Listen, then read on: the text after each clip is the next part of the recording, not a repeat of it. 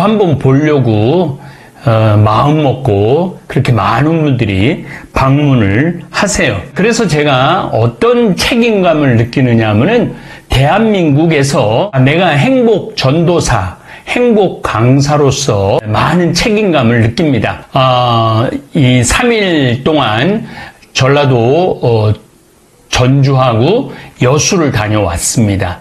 음식점을 한 4-5군데 갔는데 딱 한 집만 빼고 모든 분들이 저를 알아보더라고요. 신부님 강의 듣고 너무 행복하다고. 당신은 천주교 신자 아니라고. 천주교 신자 아닌데도 제 강의 많이 듣고 위로를 받는다는 그러한 말씀들을 하시더라고요. 그래서 어떻게 보면은 대한민국이 제 강의 유튜브로 도배를 하는 것 같은 생각 듭니다. 그리고 저분들한테 내가 희망을 줄 수 있다면, 저분들이 내 강의를 듣고 행복했으면 좋겠다. 그런 생각을 많이 합니다. 저는 사실은 저작권을 주장하지 않아요. 하느님 말씀을 저작권을 이렇게 요구한다라는 게 제가 하느님한테 죄를 짓는 것 같더라고요. 온 세상 사람들한테 기쁜 소식을 전해야 되는데 그 돈 몇 푼 된다고 저작권을 주장을 하나. 그래서 제 강의 편집해서 올리는 거 막지 않습니다. 얼마든지 편집해서 올리시기 바랍니다. 그런데 간혹 관심을 끌으려고 이렇게 교묘하게 이렇게 하는 분들이 가끔 있어요. 얼마 전에 내가 교구청 갔는데 교구청에 아주 중요한 자리에 있는 후배 신부님이 저를 개인적으로 부르더라고요. 형님 무슨 술집을 다니느냐고 그 다른 교구에서 강의가 들어왔다는 거야. 그 강의는 20년 전에 한 강의예요. 제가 그 강의 내용이 뭐냐면은 우리 평창 읍내에 룸사롱이 하나 있어요. 그 사장님하고 저하고 친해요. 근데 여기서도 또 조작할 수 있어요. 사장님은 남자예요.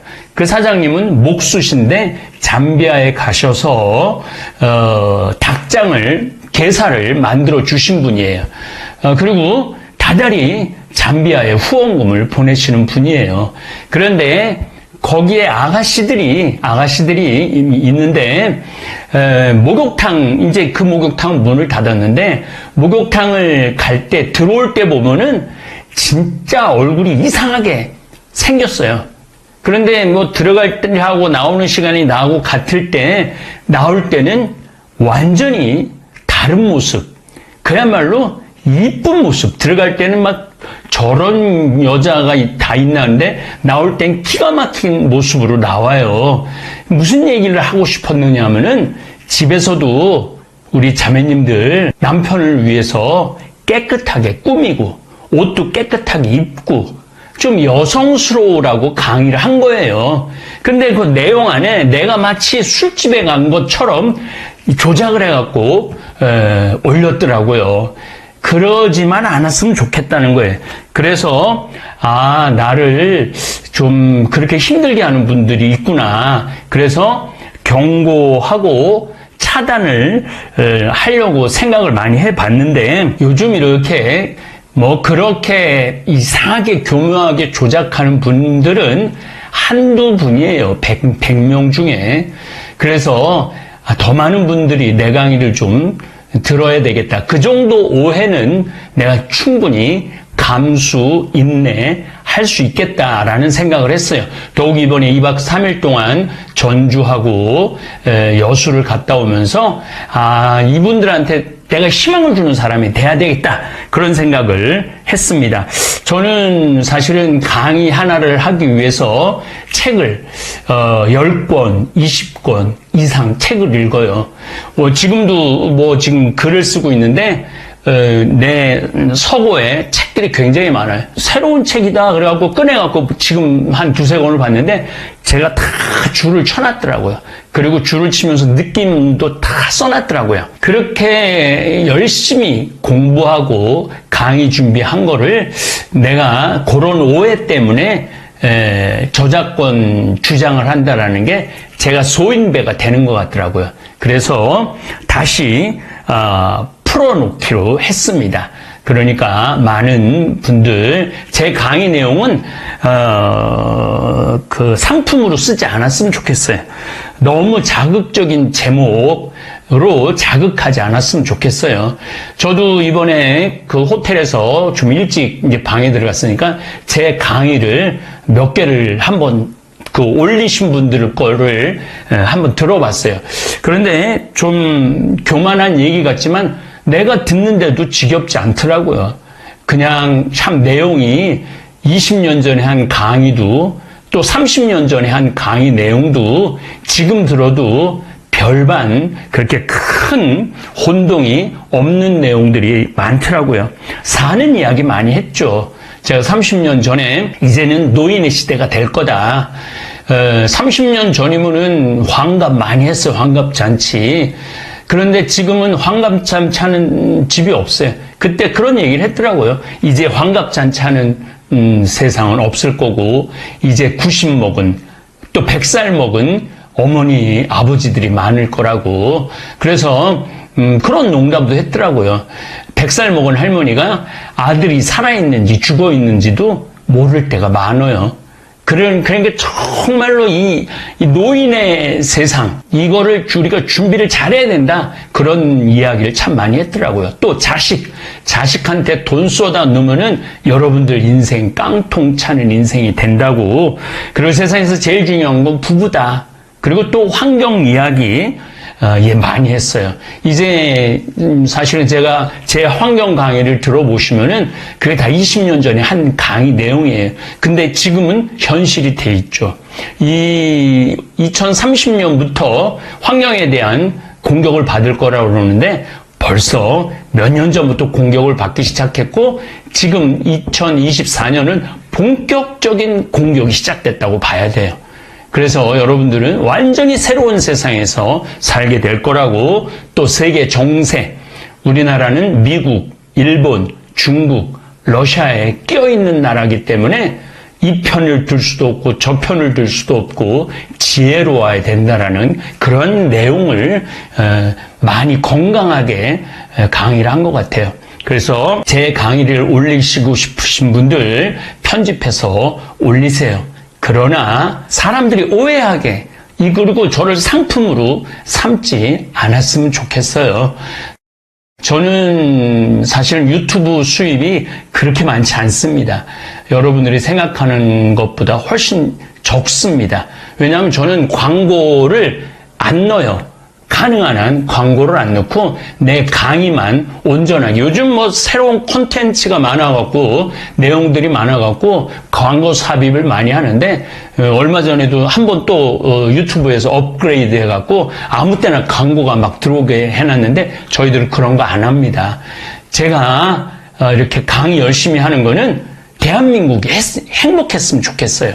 그래서 제가 공식적으로 제가 내일 미국으로 또 출장을 떠나는데 공식적으로 말합니다. 이제 저작권 침해 차단 경고 이런 거 안 하겠습니다. 대신 제 이야기 정말로 유익하고 재밌는 내용들이 많이 들어있어요.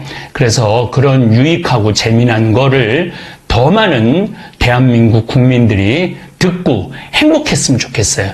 그래서 요즘 참 트럼프니 바이든이니 네탄야후든 시진핑이든 일본 총리든 참 복잡하죠. 더욱이 우리나라가 석유가 나느니 마느니 그런 정말 답답한 이야기들이 너무너무 많죠. 그런 와중에 제 강의를 통해서 대한민국 국민들이 행복했으면 좋겠어요. 제가 이렇게 이번에는 전라도를 중심으로 여행을 다녀왔는데 참 아름다운 나라예요. 정말로 잘 가꿔진 나라예요. 그래서 우리 이 아름다운 나라에서 대한민국 국민들이 행복했으면 좋겠습니다. 오늘 제가 여러분들하고 나눌 이야기는 회개와 용서라는 주제보다는 죄에 이르는 길이라는 주제로 얘기를 나누고 싶어요. 어떻게 하면 우리가 죄 짓고 살 수 있나, 그런 주제를 가지고 얘기를 하도록 하겠습니다. 여러분들, 세상에 살면서 우리가 죄 안 짓고 살 수 있는 사람 있을까요, 없을까요? 이 세상 사는 한 죄 안 짓고 살 수 있는 사람은 단 한 사람도 없어요. 저는 죄 질 것 같아요, 안 질 것 같아요? 저도 져요. 저도 져요. 제가 평택에 처음에 32살 때 본당 신부로 나갔을 때 교우들이 거의 4,000명이 넘었어요. 32살에 4,000명이 넘는 본당 신부를 했으니까 얼마나 잘하고 싶겠어요. 주일날 미사가 끝나면은 대미사 한 1,000명 정도 미사 참여로 왔어요. 그러면은 그 미사 끝에 성당 마당에서 그 교우들 손 한 번씩 잡아주려고 한 분도 안 빼고 손을 잡아주면서 눈인사를, 눈 마주치면서 일일이 말은 다 못했지만 눈으로 잘 지냈느냐, 잘 지내라, 이런 마음으로 눈인사까지 다 했어요. 그런데 어떤 경우는 또 교우가 손을 붙잡고 지난주에 뭐 우리 집 애가 아파서 병원에 갔다 왔다 뭐 이런 얘기를 하면 또 그 얘기 들어줘야 되잖아요. 그래갖고 이렇게 제가 이렇게 얘기를 들어주면서도 귀는 그분 얘기를 듣고 눈은 지나가는 분들 계속 인사를 이렇게. 그래서 저는 제 나름대로 최선을 다해서 교우들 사랑의 마음을 전했다고 생각을 했어요. 근데 다음 주에 고해소에 들어와갖고 자매 하나가 막 우는 거예요. 신부님, 왜 나를 무시하느냐? 내가 돈이 없어 무시하냐? 아니면 사회적 지위가 낮아서 무시하냐? 내가 세상에서까지 무시받는데 성당에 와서까지 무시를 받아야 되느냐? 아니, 그게 무슨 말씀이냐고? 그러면은 이 자매가 하는 말이, 왜 지난주에 내 인사를 안 받냐? 남들 인사는 다 받고. 자, 저는 나름대로 교우들한테 다 한다고 했는데 그 와중에도 내가 그분의 인사를 받지 않았기 때문에 그분은 일주일 동안 내가 미웠던 거야. 내가 믿기도 하고 내가 성당에서 신부님한테 내가 이렇게 무시를 당하고 살아야 되나 굉장히 괴로웠던 거죠. 그래서 내가 그 고해 성사에 머리를 짓지고 하는 말이 있어요. 그래, 사는 게 죄다. 사는 게 죄야. 사는 게 죄예요. 어떨 때 보면 이쁜 것도 죄예요. 이쁜 것도. 성당에 이쁜 여자 나오잖아요. 그럼 마음 산란해요. 이쁜 것도 죄야. 또 이쁜 여자가 또 그냥 거기서 그냥 막 성당에서 그냥 활동도 하고 막 빛이 나면은요, 더 미운 거죠. 나는 왜 저렇게 이쁘게 태어나질 못했을까? 어떨 때 보면은 이쁜 것도 죄예요. 여러분들은 성당에 열심히 나오고 싶어요. 자녀들 손잡고 남편하고 같이 행복하게 성가정 이루고 살고 싶어. 예수, 마리아, 요셉이 이룬 성가정. 여러분 다 그런 꿈이 있죠? 정말로 다 같이 미사 참례 손잡고 하고 싶은 꿈이 있는데, 자식은 성당 가자 그러면은 마치 성당 가는 건 구닥다리나 하는 것처럼 엄마나 가라 그러고 성당 가는 거 무시할 때, 내가 무시당하는 게 아니라 예수님까지 무시당하는 기분 들 때 우리가 너무너무 슬퍼요. 남편은 또 술 먹고 바람 피고 때리고 폭력을 하면은, 여러분들 그런 남편 정말로 죽이고 싶을 때도 있잖아요. 정말 난 착하게 살고 싶은데 마음에 죽이고 싶은 생각이 들 때가 있어요. 얼마 전에 어떤 할머니가 56년 동안 남편이 계속 때렸던 거예요. 근데 이 할아버지가 이 병이 누워갖고 치료하자고 그러는데도 또 그날도 때린 거예요. 그러니까 할머니가 홧김에 그 할아버지를 결국은 죽였잖아요. 그러니까 그 할머니는 평생 맞으면서도 가정을 지키고 싶었던 거예요. 그런데 그런 조그만 죄들이 쌓여서 제 생각에는 큰 죄가 되는 것 같아요. 조그만 죄들이.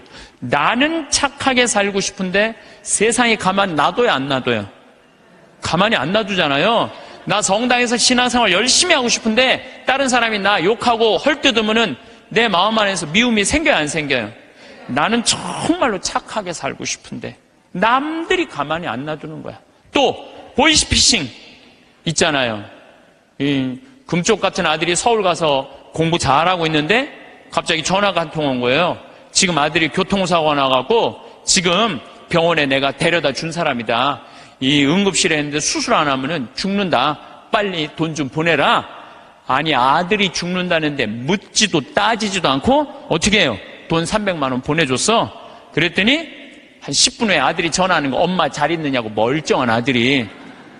이미 돈은 보냈는데. 그렇게 2008년부터 3만 건이 넘는 보이스피싱에 우리 순진한 사람들이 얼마만큼의 돈을 손해를 받느냐면 3,700억을 손해를 봤어요. 3,700억을. 그러니까 그 착한 사람들이 그렇게 돈이 사기당했다고 생각했을 때 화가 나요, 안 나요? 화가 나요. 착하게 살고 싶은데도 세상이 가만히 놔두지 않는 거예요. 근데 여러분들, 여기 계신 여러분들 대부분이 착하게 살고 싶은 분들일 거예요. 그러니까 이 시간에 여기 나왔겠죠. 한번 착하게 살아보고 싶은 의지가 있는 분들 아니에요. 근데 남을 죄짓게 하는 사람들은 반드시 하느님께서 거기에 응당한 대가를 치른다고 예수님 말씀하시잖아요. 예수님께서 이런 말씀을 하시죠. 남을 죄짓게 하는 일이 일어나지 않을 수는 없다. 참 중요한 말을 해요. 우리가 세상을 살면서 남을 죄짓게 하는 일을 안 일어날 수는 없다. 그러나 불행하여라. 그러한 일을 저지르는 자, 이 작은 이들 가운데 하나라도 죄짓게 하는 것보다 연자매를 목에 걸고 바다에 내던져지는 편이 훨씬 낫다. 너희는 스스로 조심하여라.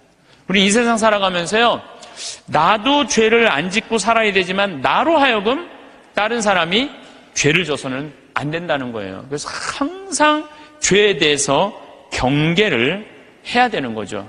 그래서 여러분들 주위 중에 지금 사기치는 사람들, 남 괴롭히는 사람들, 이런 사람들 누가 다 대신 벌 줄 거야?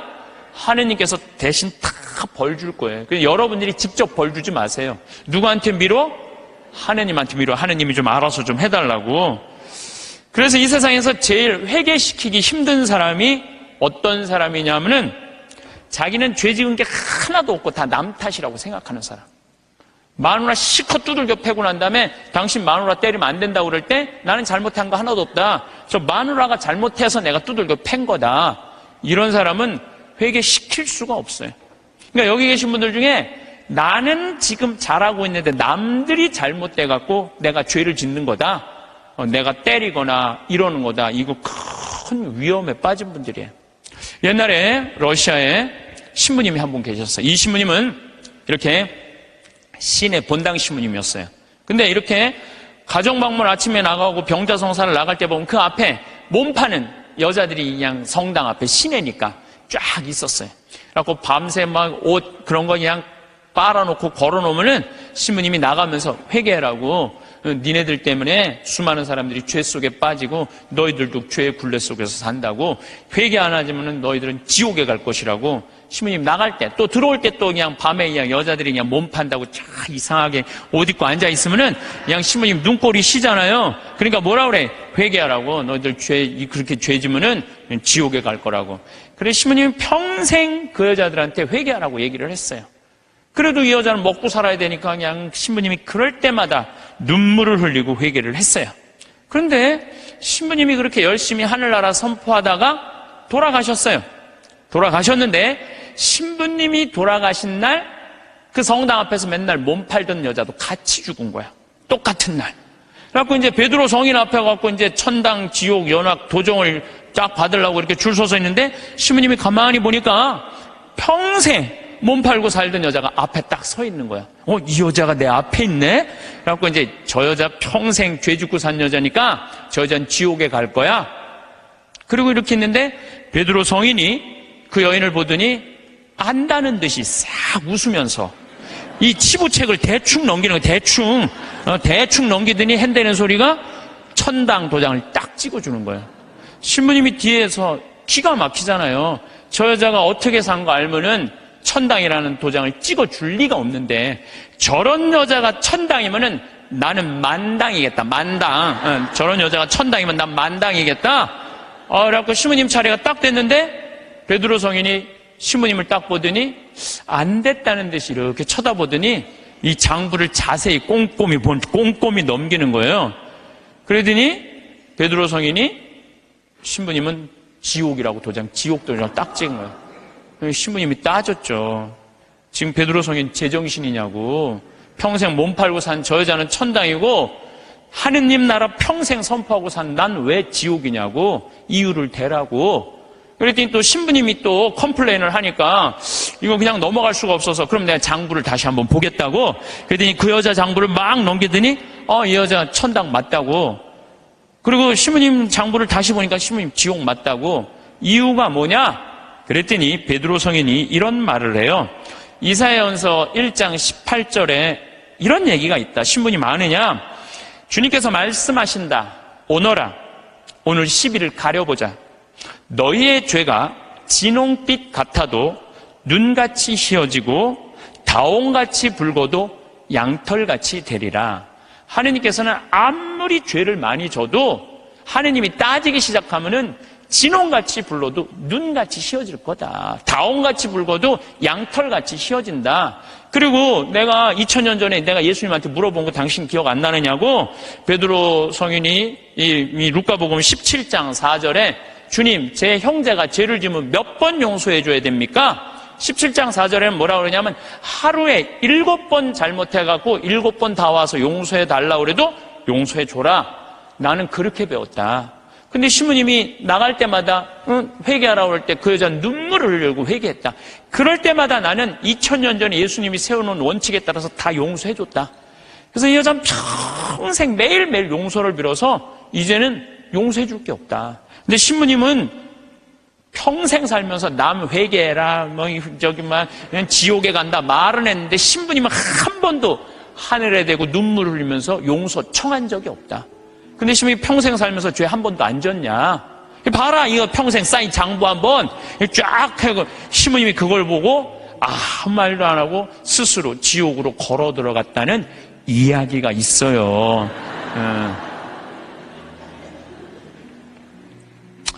인간으로 태어난 이상 우리가 죄를 안 짓고 살 수는 없습니다. 근데 제가 이렇게 가만히 보면요, 시골에서 사는 분보다는 도시에서 사는 분들이 죄를 훨씬 더 많이 져요. 시골에는요, 죄 질 일이 거의 없어요. 제가 우리 평창 읍내 이렇게 저녁에 나가보면은요, 여기 도시에 와보면 막 빙글빙글 막 이상한 이발소 막 돌아가는 거 천지잖아요. 우리는 하나도 없어요, 그런 게. 죄 짓고 싶어도 질 수가 없어요, 죄 짓고 싶어도. 그리고 우리 시골은 밤에 이렇게 낮에도 마찬가지예요. 읍내에 나가면은 신호가 한 2개, 3개 있는데 아무리 늦게 떠나도 빵빵거리는 사람이 없어요.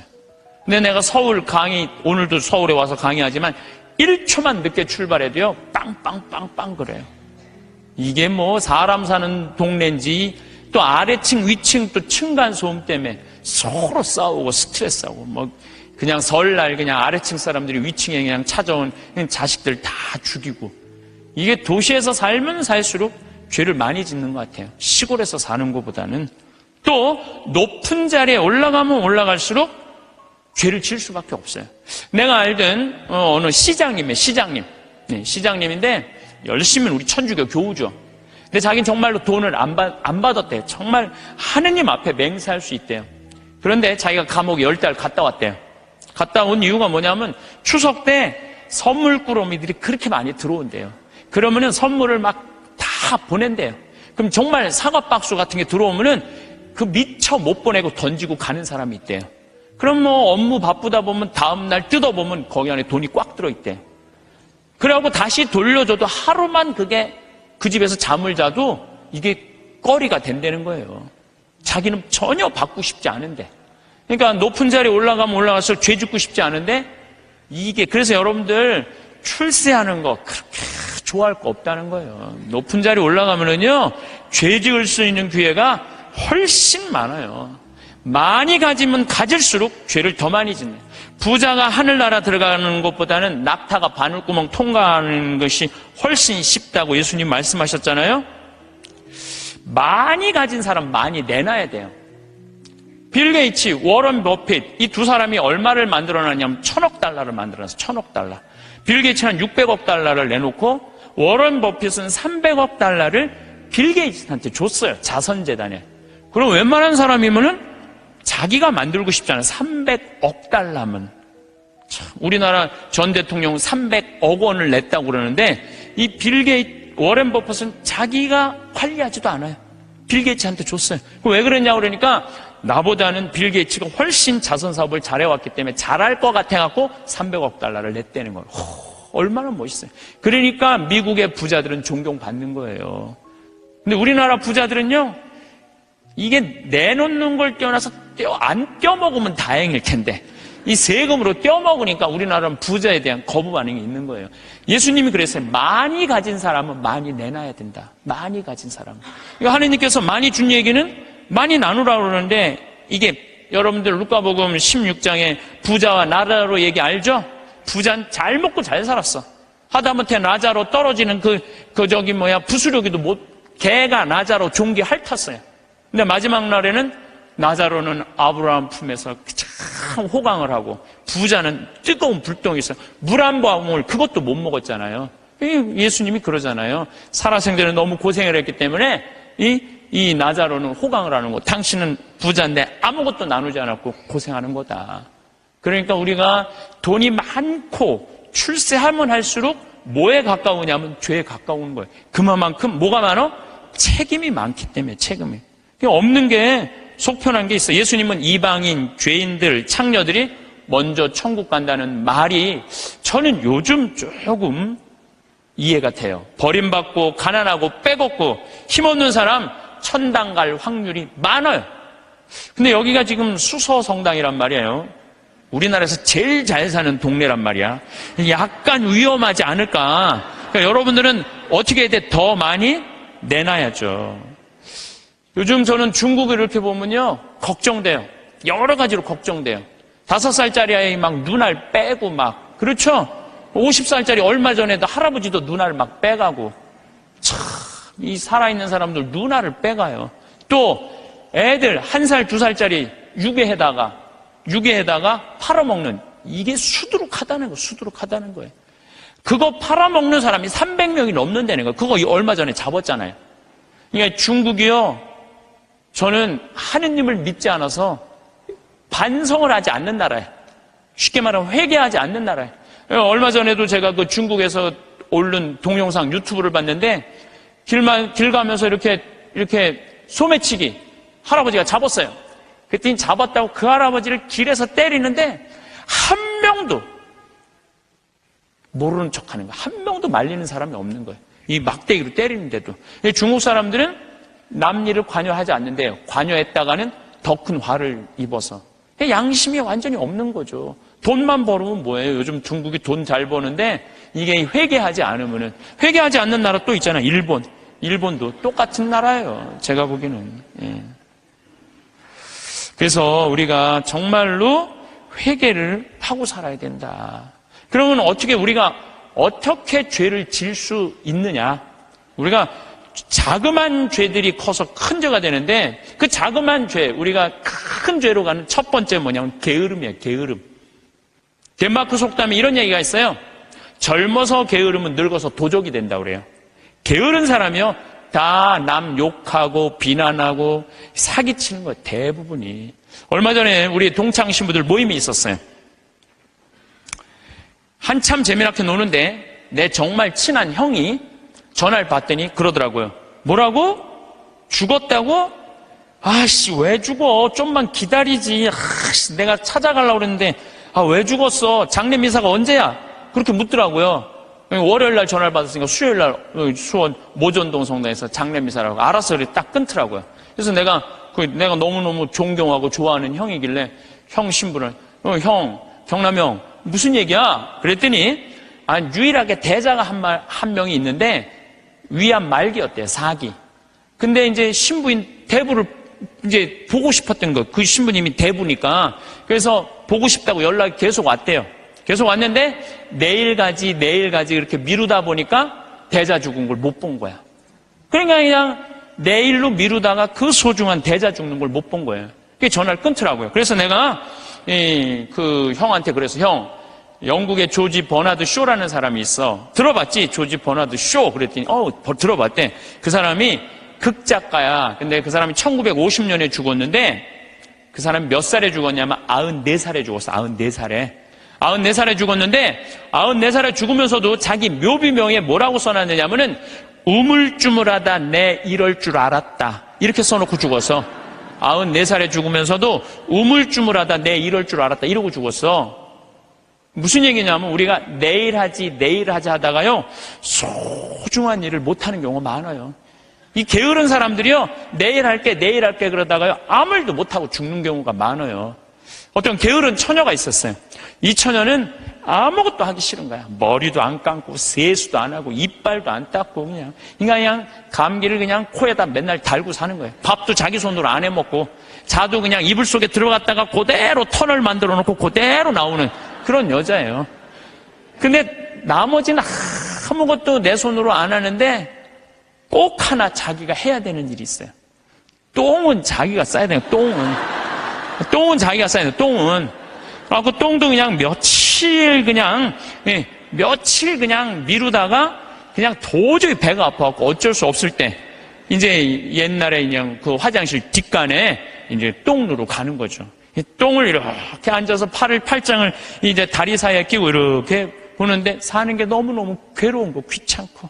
아유, 사는 게 힘들어, 귀찮고 죽겠다. 근데 이 감기가 걸리니까 또 힘을 주려니까 콧물이 쭈루룩 나와갖고 발판에 딱 닿은 거예요. 발판에 딱 닿는데 웬만한 여자 같으면 손을 꺼내갖고 이걸 훔칠 텐데 여기 무릎 이거 쪼그린 데서 팔 빼는 게 귀찮은 거야. 이렇게 쳐다보고 있는데 구데기가 한 마리 지나가다가 웬 흰 기둥이 있단 말이야. 이게 뭔가 하고 구데기가 타고 올라오기 시작했어요. 막 타고 올라오는 거야. 막 타고 올라오는데 구데기까지 날 귀찮게 하네. 그리고 막 코끝에 보일랑 말랑 할 때까지 온 거야. 이제 코끝에까지 막 와갖고 귀찮아 죽겠네. 이제 손을 빼갖고 내가 훔쳐야 되겠다. 그런데 갑자기 바깥에서 노크 소리가 땅땅 들린 거예요. 그뒤 이 여자 너무 깜짝 놀라고 어떻게 했냐면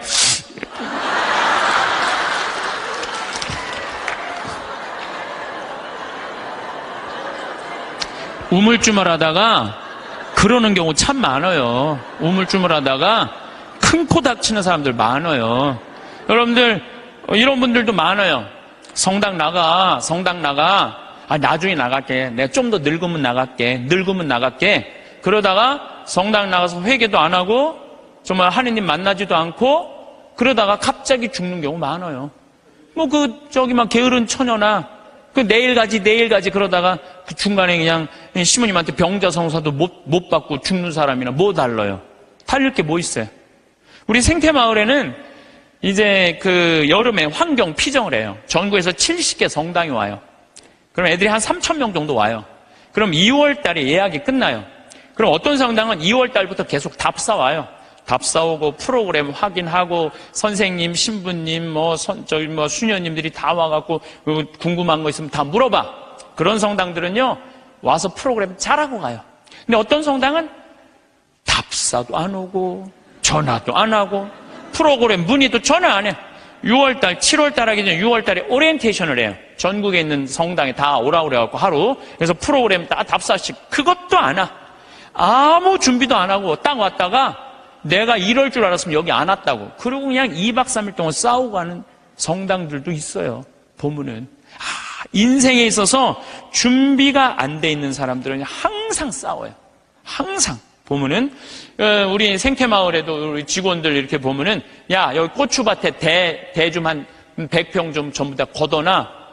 저녁에 와보면 안 걷어놨어. 왜 안 걷어놨어? 태풍이 온다고 그랬다. 누가 일을 시켰다. 계속 핑계를 대요. 그럼 내가 잘라요. 게으른 사람은 어떻게 했어요? 자르면 또 우린 대개 서울, 경기도에서 이제 다 취직을 해갖고 하잖아요. 집에 가갖고는 또 뭐라고 했냐면 그 생태마을 망해야 된다고 그런 데는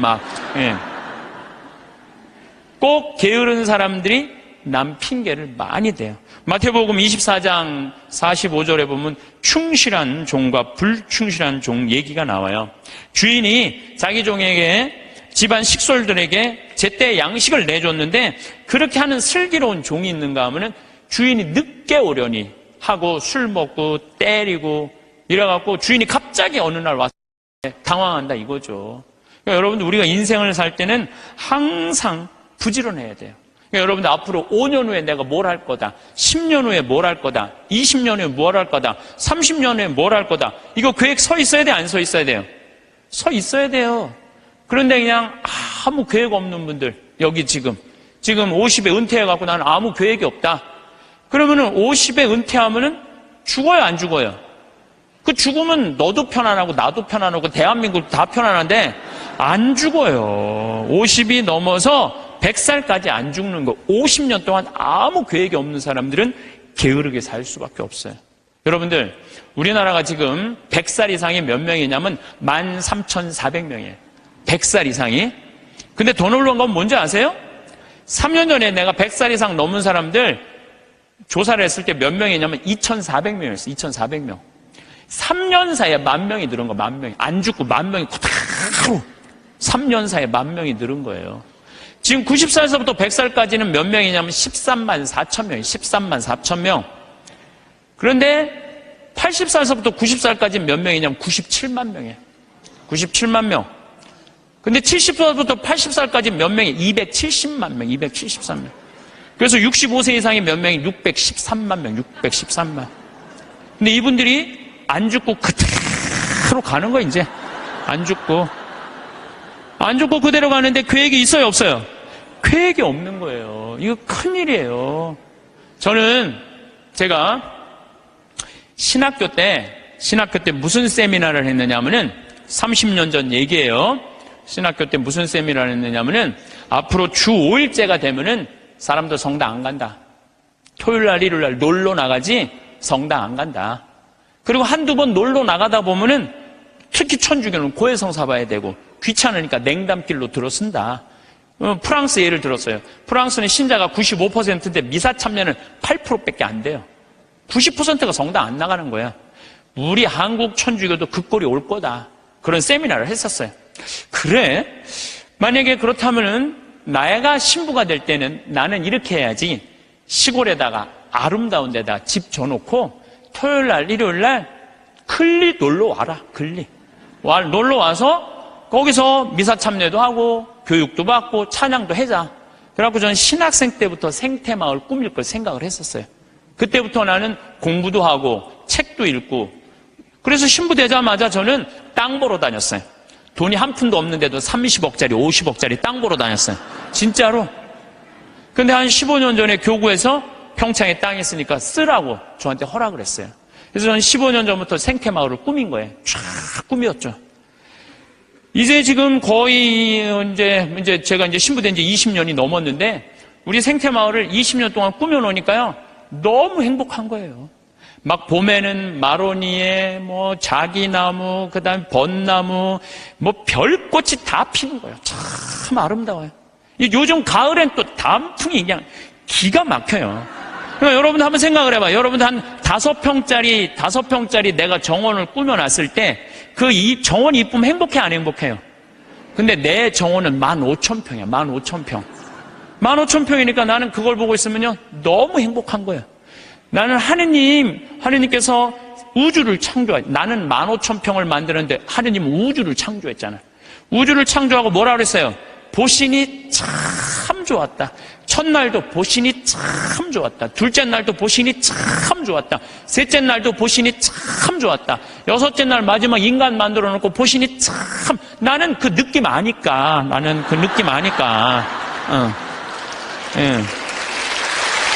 이게 내가 이 평창 생태마을을 꾸며놓으니까 교우들도 많이 오고. 그랬더니 이제 주교님께서 저를 부르시더니, 수원 교구에 15만 평이 있다는 거예요. 여주에. 거기를 생태마을로 꾸미라는 거예요. 그래서 요즘 제가 그 생태마을 꾸미느냐고 진짜 바빠요. 그러니까 그냥 하루가요, 금쪽 같아요. 15,000평 꾸미는데 15년 걸렸는데 15만 평 꾸미려면 몇 년이 걸릴 것 같아요? 경험도 있고, 나름대로 이제 역량도 생겼으니까 거기에 한 10년 정도는 충분히 꾸밀 것 같아요. 그러니까 저는 60살 때까지 할 일이 줄을 서서 기다리고 있는 거예요. 그러니까 게으를 시간이 없는 거예요, 게으를 시간이. 근데 이번 3월 달에 아프리카 잠비아를 갔는데 80만 평의 농토를 수녀님들이 갖고 있더라고요. 근데 2만 평밖에 안 한 거, 2만 평밖에. 그래서 수녀님 왜 이 넓은 농토를 다 풀밭으로 그냥 황무지로 놔두고 왜 2만 평밖에 농사를 못 짓느냐? 그랬더니 신부님 기계가 아무것도 없는데 손으로 한 사람이 최대한 농사 지을 수 있는 게 1000평이에요. 1000평. 거기 한 20명 되는데 20명이 다 줘봐 2만 평밖에 못하는 거야. 기계 살 돈이 없다는 거예요. 그래서 내가 수녀님한테 약속을 했어요. 수녀님, 내가 한국에 가갖고 포크레인, 트랙터, 경운기 다 사서 보내줄 테니까 걱정하지 말아라. 내가 내년에는 이 80만 평 완전히 농장으로 만들어주겠다. 그렇게 약속을 그냥 하고 왔어요, 제가. 그냥 하고 왔는데, 아니, 여기 딱 한국에 와갖고 제가 강의 때 몇 번 얘기했어요. 좀 도와줬으면 좋겠다. 한 2억 정도면 될 것 같으니까 여러분들 도와줬으면 좋겠다. 근데 교우들이 또 우리 절에 다니시는 분들, 교회 다니시는 분들까지 보내주는 거예요. 근데 3억이 들어왔어. 난 2억이면 되는데 굳이 3억까지 들어와. 3억. 그런데 막상 포크레인을 사고 트랙터를 사고 경운기를 사고 이래 보니까 딱 3억이 드는 거예요. 그러니까 하느님 계산하고 내 계산하고는 달랐던 거예요. 하느님은 3억인데 제가 왜 2억이라고 그럴까? 하느님이 3억을 보내준 거죠. 근데 요즘은 시절이 좋아갖고 택배로 다 가요. 그래서 내가 오늘 인천항에 가서 내일 이제 택배로 가는 거 축성 다 해주고 그리고 왔어요. 그러니까 이제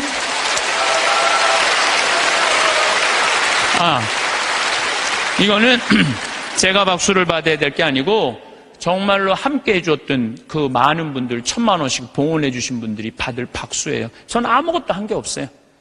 그러니까 이제 거기 갖고 이제 80만 평 농토를 꾸미고 거기를 나는 대학까지 해줄 생각이에요. 대학까지.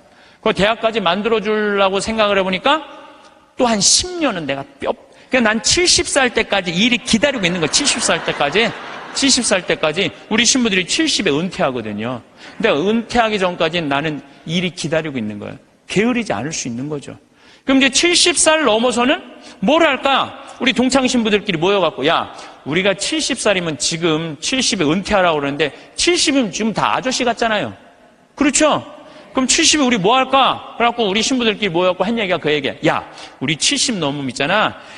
적어도 신부 생활 한 30년, 40년 하면은 하느님하고 거의 친하니까 반귀신이다.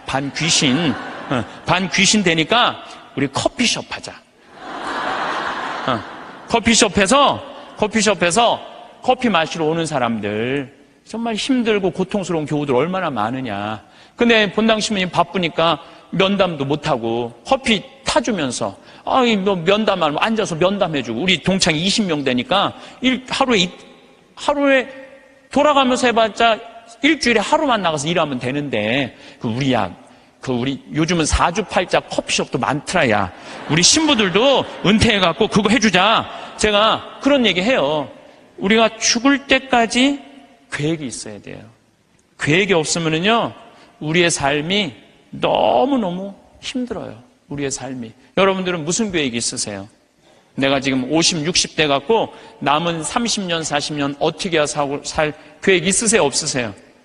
만약에 없다면은요, 게으른 처냐고 별반 달릴 게 없어요.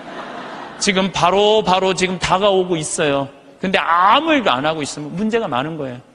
그리고 내가 그 요양병원 의사가 나한테 해준 얘기예요. 70살 먹은 딸이 93살 먹은 엄마한테 요양병원에 와갖고 뇌졸중으로 쓰러진 엄마한테 와갖고 밥을 먹이면서 한 숟갈 먹일 때마다 죽어 그러더래요. 그래서 왜 엄마한테 밥을 먹으면서 죽으라고 그러느냐? 그랬더니 70살 먹은 딸이 하는 얘기가 의사 선생님 내 말 좀 들어보라고. 엄마가 91살 때 뇌졸중으로 쓰러졌다는 거예요. 여러분들 90살 넘으면요 기력 다 떨어질 때. 그렇죠? 거기에 뇌졸중까지 쓰러지면은 길게 살아야 6개월, 1년이에요. 그래서 자식이 75, 73, 70, 그 다음에 68이라는 거야.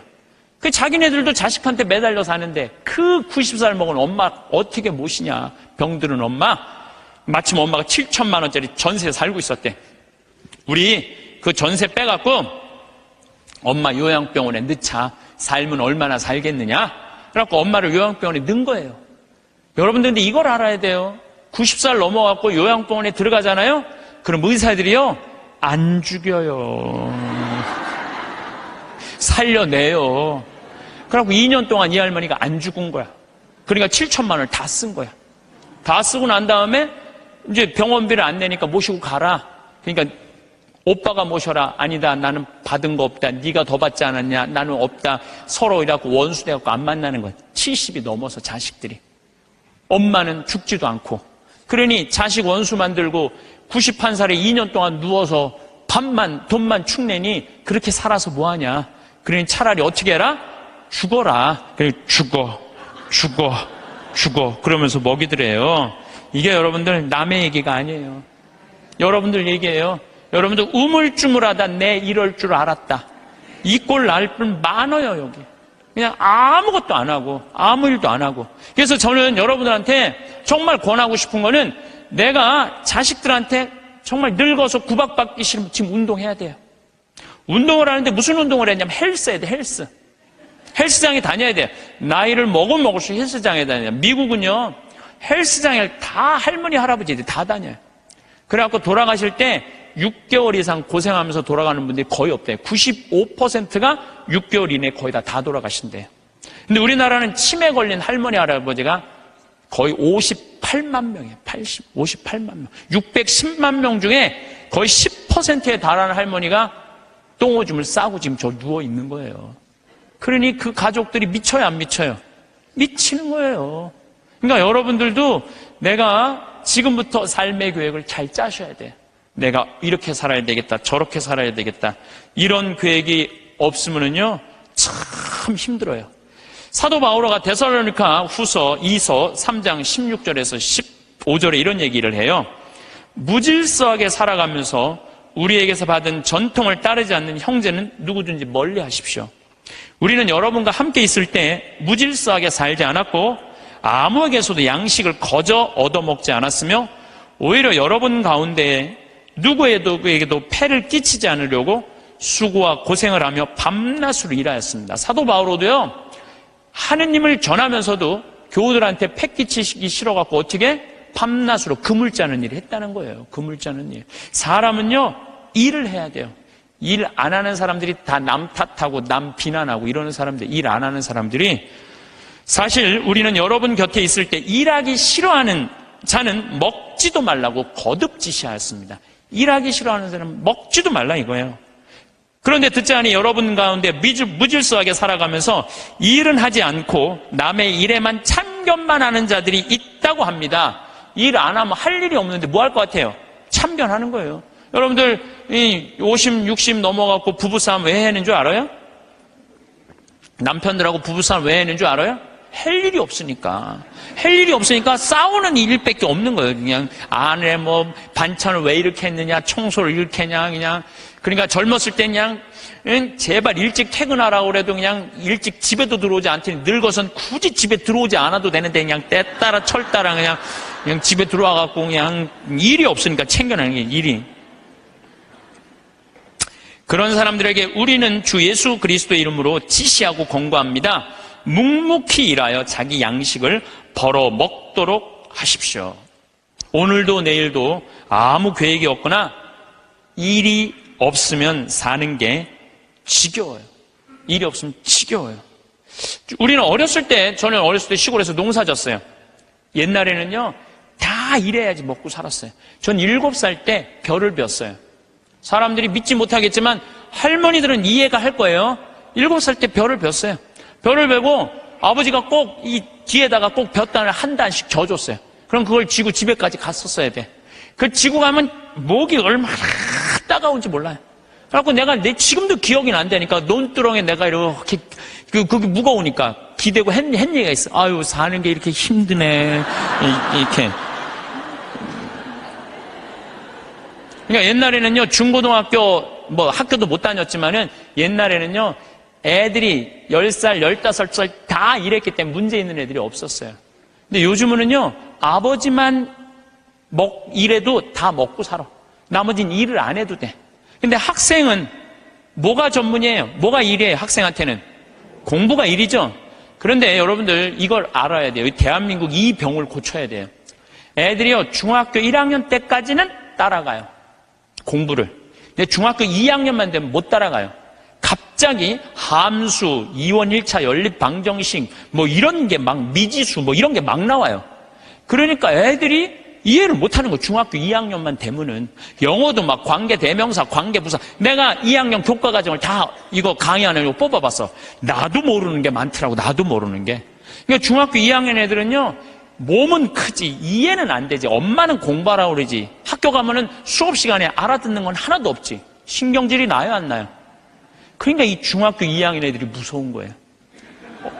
그래서 무서운 거. 얘네들이 얼마 전에도 중학교 2학년 애가 뭐 선생님한테 욕을 하고 그냥 신경질 하는데 창문을 깨갖고 그냥 여기 붕대를 감고 왔더라고. 중학교 2학년이요 무시무시해요. 얼마 전에 미국에서도 중학교 2학년 애 총 쏴서 선생님 죽였잖아요. 북한이 왜 전쟁을 못 일으켜요? 중학교 2학년 애들이 무서워서 전쟁을 못 일으켜요. 얘네들이 무슨 일을 할 줄 몰라갖고. 여러분 혹시 자녀들 중에 중학교 2학년, 걔네들 무서워요. 중학교 2학년 애들. 요즘은 그 운전면허인데도 초보 운전 이거 안 써붙인대잖아요. 차 뒤에다가 중2 타고 있음 이것만 써붙이면 그냥 아무도 안 건드려요. 아무도. 그러니까 중학교 2학년 때부터 어떤 일이 벌어지느냐면은 중학교 2학년, 3학년, 고등학교 1, 3학년 5년 동안 이해 안 되는 상태에서 5년을 학교를 다니는 거예요. 그러니까 이때부터 뭘 하느냐면 게임을 하는 거예요.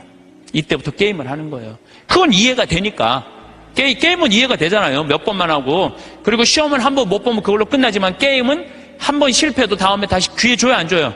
머리만 살면 계속 기회를 주잖아요. 그러니까 애들이 게임에 미치는 거예요. 그러니까 5년 동안 게임을 하면은요, 정상적인 애들이 거의 없어요. 근데 독일은요, 딱 7학년제로 해갖고 중학교 2학년 딱 나이 돼갖고 얘가 공부를 이해를 한다. 그럼 인문계 학교로 보내요. 공부를 이해 못한다. 그럼 기술학교로 보내요. 기술학교로. 얘네들은 스트레스 받을 일이 하나도 없는 거야.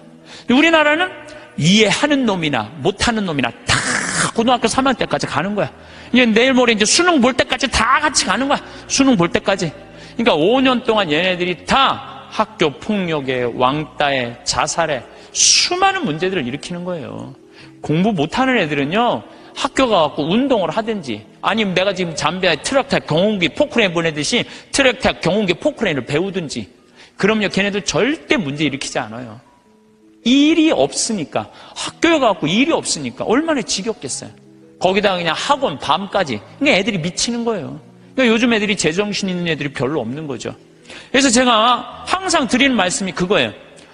고등학교 3학년 여러분들 자녀들 가운데, 고등학교 3학년 자녀들 가운데 애는 착해. 등치는 산만하고 머리가 안 돌아가.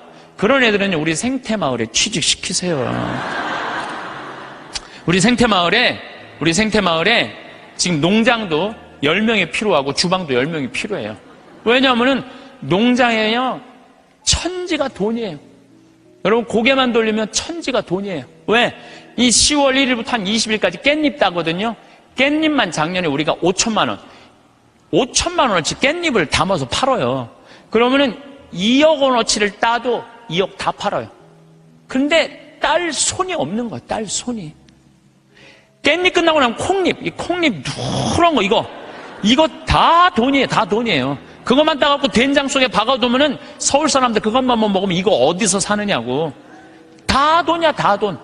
근데 뭐가 일이 없다는 거예요. 내가 우리 수원교구 주부에다가도 고등학교 3학년 아이들 중에 튼튼한 아이들, 수능 시험 못 본 애들, 이런 애들, 착한 애들, 이런 애들 취직 원서 내라고 내가 수없이 지금 내도 고등학교 3학년 졸업한 애들은 한 명도 없어요.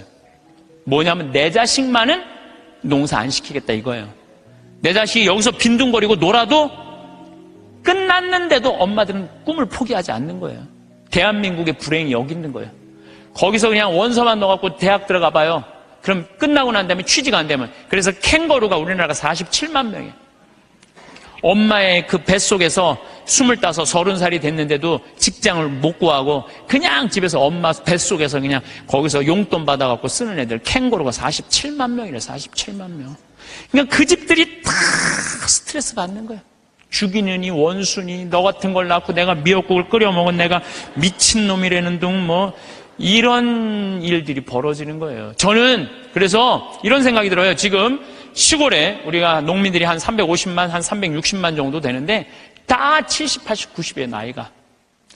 취직 그 집에 다 테란이에요. 다. 지금 20대들 놀고 집에서 컴퓨터 게임 이거 하는 애들 전부 다 거기 취직시키라는 거예요. 뭐 국가에서 월급 좀 주고 그래갖고 앞으로 블루오션은 농업이에요. 농업이 블루오션이에요. 사람이요, 일을 해야지 죄를 안 져요. 일하는 사람은요, 남 탓할 시간 없어요. 남 핑계 댈 시간 없어요. 일이 막 하는 사람들, 하루하루가 금쪽 같은데 남 욕할 시간이 어딨어. 아무것도 할 일 없는 사람이 대통령부터 저 밑에까지 다 욕하는 거예요. 온갖 거 다 참견하면서 다 일 없는 사람들이 남 욕하는 거지, 일 있는 사람은요, 남 욕할 시간이 없어요. 그래서 우리가 진짜 무서운 거는 일을 안 하는 거다. 요즘 일하고 싶어도 일자리가 없다고들 하는데 우리나라들 중소기업, 농촌, 천지가 일손이 모자라요. 우리 형님도 큰 형님도 한 40명 정도 공장에서 데리고 일을 하는데 우리나라 아이들은요, 일주일만 하면 다 내던지고 간대요. 그러니까 우즈베키스탄, 파키스탄 이런 데서 방글라데시 얘네들 쓸 수밖에 없다는 거예요. 나도 한번 공장에 가보니까 딱 까만 애들이 그냥 눈이 그냥 하얀 애들이 이런 애들이 다 일을 하더라고요. 그러면서도 우리는 일자리가 없다고 이러니 이게 얼마나 얼마나 답답하냐 이거예요. 여러분들, 섹스피어는 이런 얘기를 해요. 잠자는 거인보다는 부지런한 난장이가 낫다 그래. 아무리 능력이 뛰어난 자라도 부지런한 사람을 이길 수가 없어요. 그러니까 여러분들 자녀들 중에 대학을 나왔어. 최고의 교육을 받았어. 근데 일을 안 하면요, 아무 소용이 없는 거예요. 고등학교, 중학교 나왔지만 열심히 일하면요, 얘네들이 훨씬 낫다는 거예요. 근데 우리나라는 노동의 신성한 가치를 꼭 펜대를 굴려야지 훌륭한 사람이란 이 머릿속에, 이 게으름 때문에 대한민국이 죄 속에 드는 거예요. 저는요, 무슨 성폭력, 학교폭력, 자식이 부모 죽이고, 노름하고, 게임하고, 다 뭐 때문에? 일이 없어서. 일만 하면요, 이런 죄들 싹 없어져. 우리, 농장 직원들이 하는 얘기가 있어요. 해만 지면 잔다는 거예요. 아무 생각 없이 사는 거야. 아무 생각 없이. 해만 지면. 그냥 밭에 나가서 그냥 일하고, 그냥 해만 지면 자고, 다음날 일어나고 또 해만 지면 자고, 해만 지고 자. 얼마나 좋아요. 근데 아침부터 아무 할 일이 없어. 힘은 흘러 넘치는데. 어떻게 했어요? 죄질 수밖에 없는 거죠. 그래서 작은 죄들이 모여서 큰 죄가 되는 거예요. 그래서 첫 번째 우리가 경계해야 되는 건 게으름이에요, 게으름. 여러분들도 레지오를 하든지, 연령회를 하든지, 호스피스 봉사라든지, 헬스라든지, 수영장을 다니든지, 등산을 다니든지, 일을 해야 된다는 거예요. 두 번째 우리가 죄로 가는 길은 뭐냐 하면은 시기심이야. 이거는 다음 주에 하도록 하겠습니다. 네. 성부와 성자와 성령의 이름으로 아멘. 영광이 성부와 성자와 성령께, 성부와 성자와 성령의 이름으로 아멘. 네, 감사합니다.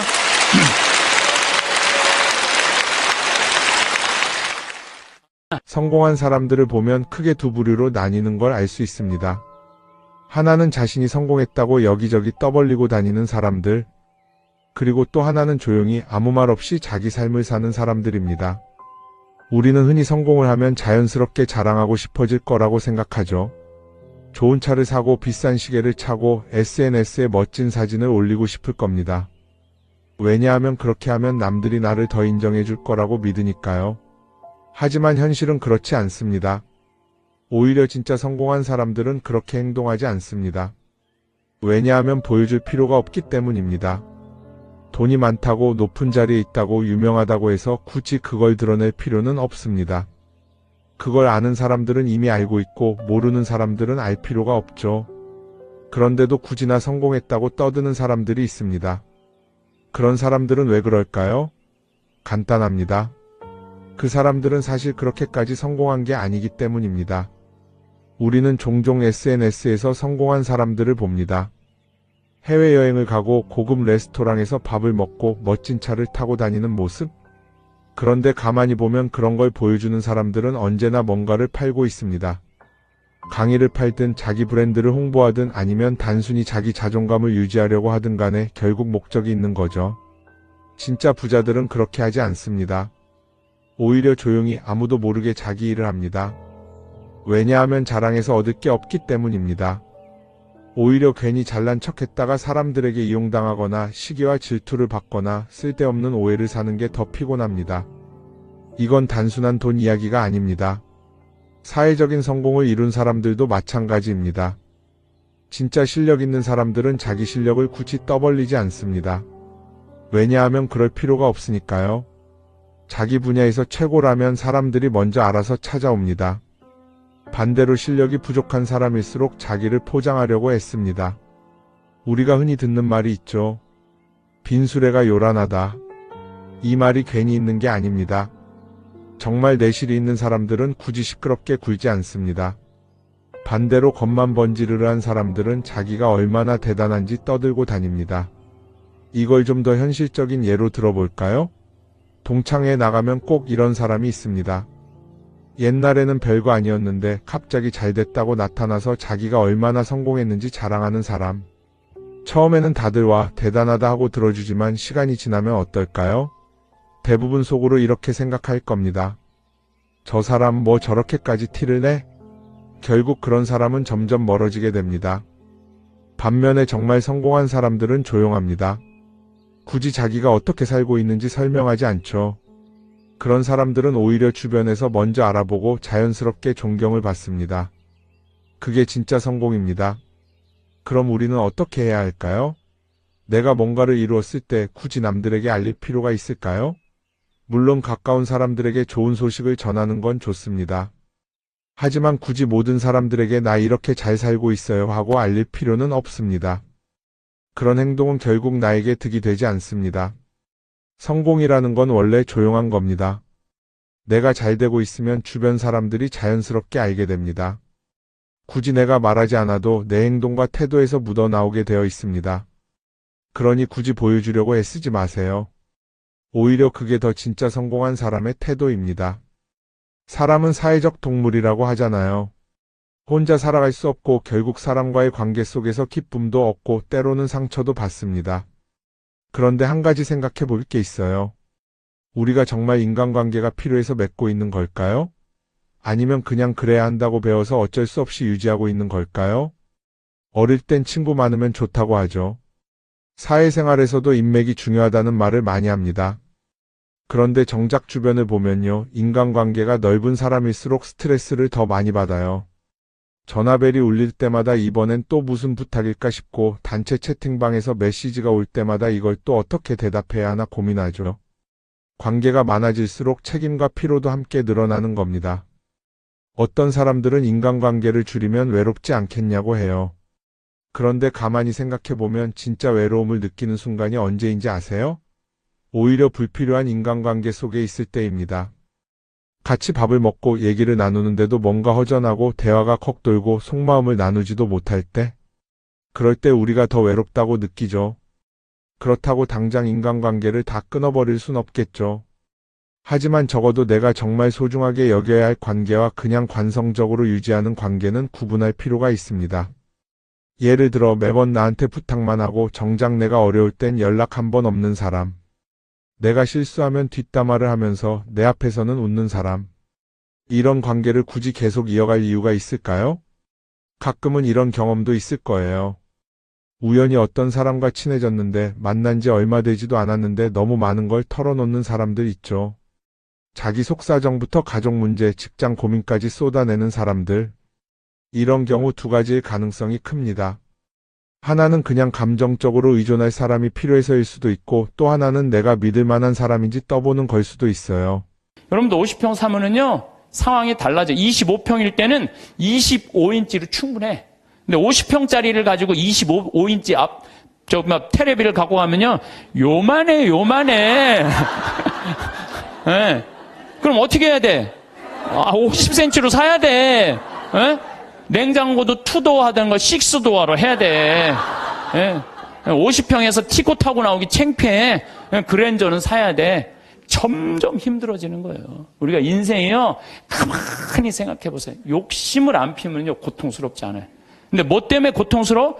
욕심 때문에 고통스러워. 성당도 마찬가지예요. 성당도 가만히 보면은요, 성당도 내가 이렇게 이제 우리 젊은 신부님들 이렇게 새로 성당 지을 때 이렇게 가서 보면요, 교우들 한 2,500명, 3,000명이면요, 그 교우들 죽어라 모아야 30억 모아요. 그런데 설계를 한 걸 보면 50억짜리, 100억짜리 해놓은 성당 많아요. 그러면 50억, 100억짜리 해놓으면은 50억이 들어간다 그러면 교우들이 50억을 우리가 어떻게 내지? 나 돈도 없는데? 또 못 내는 교우들은 미안해서 성당 못 나오고.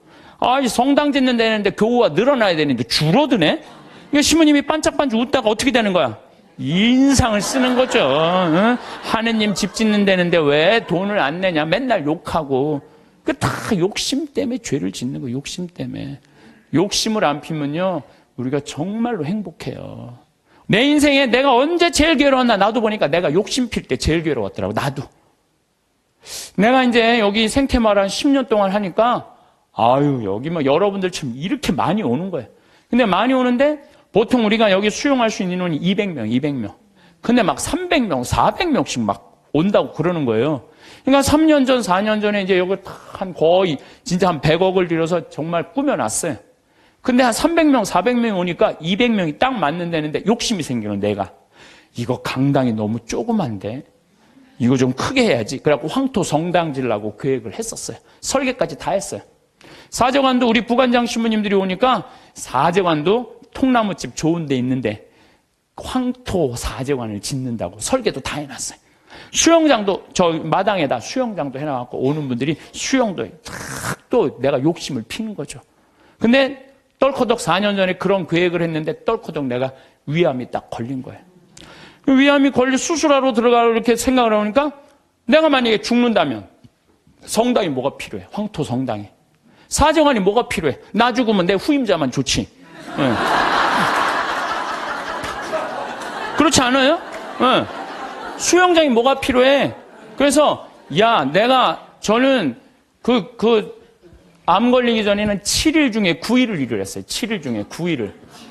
네. 무슨 얘기냐면은